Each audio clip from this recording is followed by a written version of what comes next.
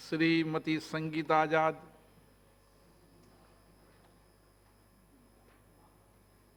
धन्यवाद अध्यक्ष जी, आपने मुझे रेल अनुदानों की मांगों पर बोलने का अवसर दिया। अध्यक्ष जी, आजमगढ़ के लाखों जनपद वासियों की काफ़ी वर्षों से मांग रही है कि वाराणसी से लालगंज होते हुए आजमगढ़ से गोरखपुर तक एक सीधी लाइन बिछाई जाए। यह मेरे द्वारा भी मांग पिछले बार भी उठाई गई थी और मेरे पहले भी इस मांग को काफ़ी सांसदों ने उठाया है। मैं मंत्री जी से अनुरोध करूंगी कि कम से कम इस मांग को पूरा कर दिया जाए ताकि वहाँ की जो जनता की तकलीफ़ें हैं उसको दूर कर दिया जा सके। अध्यक्ष जी, आजमगढ़ से दिल्ली, मुंबई, अन्य मेट्रो शहरों में लाखों की संख्या में लोग रोज आते जाते हैं, किंतु ट्रेनों की कमी के चलते उन्हें वाराणसी और अन्य स्टेशनों से ट्रेन पकड़नी पड़ती है। अध्यक्ष जी, इस बजट में भी पूर्वांचल के क्षेत्रों की काफ़ी अनदेखी की गई है।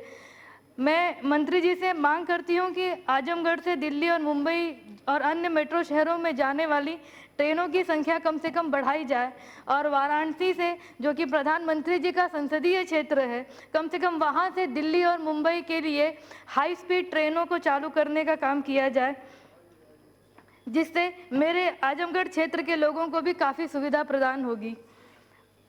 अध्यक्ष जी, मेरे क्षेत्र संसदीय क्षेत्र लालगंज में निजामाबाद विधानसभा में गुरु गोविंद सिंह जी का बहुत ही प्रसिद्ध गुरुद्वारा है, जहां उनके द्वारा लिखी गई गुरु ग्रंथ को रखा गया है। साथ ही वहां वहाँ की ब्लैक पॉटरी पूरे विश्व में प्रसिद्ध है और जहाँ वहाँ पे एक दत्तात्रेय मंदिर भी है, वह भी काफ़ी प्रसिद्ध है टूरिज्म की दृष्टि से। अध्यक्ष जी, लेकिन वहाँ पर ट्रेनों की अच्छी सुविधा न होने के कारण श्रद्धालुओं को काफ़ी दिक्कतों का सामना करना पड़ता है। मेरी मंत्री जी से मांग है कि Kaifiyat express, Sarayu Jamuna express, Godan express, Garib Nawaz express, Mau Anand Vihar express, Utsarg express, Sabarmati express, Kolkata express को फरिया स्टेशन पर रोकने का काम किया जाए, जिससे वहाँ के आने जाने वाले श्रद्धालुओं को काफ़ी सुविधा हो सके। अध्यक्ष जी, आजमगढ़ रेलवे स्टेशन के पास काफ़ी सारी ज़मीनें का उपयोग नहीं है। मेरी सरकार से मांग है कि उक्त ज़मीनों पर हाट या बाजार स्थापित कर उस ज़मीन को प्रयोग में लाया जा सके, जिससे वहाँ के लोगों को रोज़गार मिल सके और सरकार की आमदनी में भी वृद्धि हो सके। अध्यक्ष जी, मेरे संसदीय क्षेत्र लालगंज में फूलपुर विधानसभा में ग्राम आलमपुर से मुख्य मार्ग तक कोई संपर्क मार्ग न होने के कारण उत्तरी किनारों की जमीन को वहां के लोग आने जाने में उपयोग किया करते हैं, किंतु रेलवे लाइन के दोहरीकरण होने से यह मार्ग बाधित हो रहा है, जिससे आसपास के कई गांवों में आने जाने का रास्ता बंद होने के कगार पर है। मेरी मंत्री जी से मांग है कि उक्त मार्ग पर रास्ता बनाकर वहां के ग्रामवासियों को सुविधा प्रदान की जाए। अध्यक्ष जी, भारतीय रेल सबसे ज़्यादा बेरोजगारों को रोजगार के अवसर प्रदान करती है, लेकिन SC ST OBC आरक्षण के अनुपात में उसकी भर्ती नहीं की जा रही है। मेरी सरकार से मांग है कि बैकलॉग या विशेष अभियान के माध्यम से SC ST के रिक्त पदों को जल्द से जल्द भरा जाए।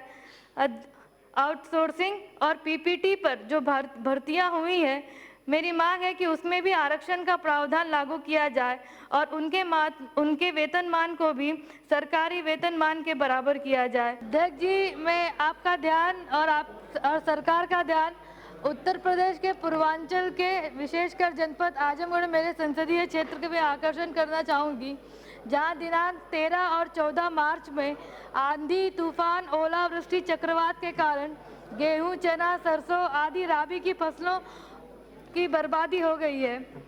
मेरे संसदीय क्षेत्र में विधानसभा लालगंज, दीदारगंज, अतरौलिया, निजामबाद और आदि पूर्वांचल के सैकड़ों गांव पूर्ण रूप से फसल से बर्बाद हो गई है। अध्यक्ष जी, किसान देश का अन्नदाता है। किसान कर्ज लेकर फसलों के बीज आदि को खरीदता है। बहुत से किसान पूर्ण रूप से खेती पर ही निर्भर होते हैं। उनके बच्चों की पढ़ाई, बच्चों के शादी विवाह तक फसलों की बिक्री पर निर्भर होता है। अध्यक्ष जी, इस साल जो भी फसल विगत 20 वर्षों से काफी अच्छी थी, लेकिन श्री के रघु रामकृष्ण राजू। सर, एक मिनट सर, इस प्राकृतिक आपदा के कारण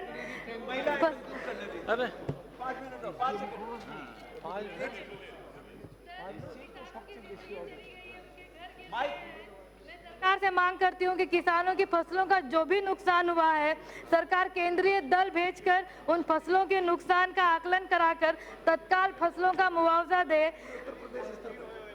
सर, पिछले 6 महीनों के उनके बिजली के बिल माफ करें और प्रधानमंत्री फसल बीमा योजना के तहत उनके फसलों का भुगतान कराया जाए, क्योंकि जो भी फसल बीमा योजना के तहत बीमा कंपनियां किसानों को बीमा कवर आकलन करती हैं, वो पूर्ण रूप से उनको बीमा नहीं प्रदान करती हैं। मैं सरकार से मांग करती हूं कि उन किसानों की फसलों का 100% भुगतान किया जाए। मैं बहुत बहुत आपकी आभारी हूं। धन्यवाद।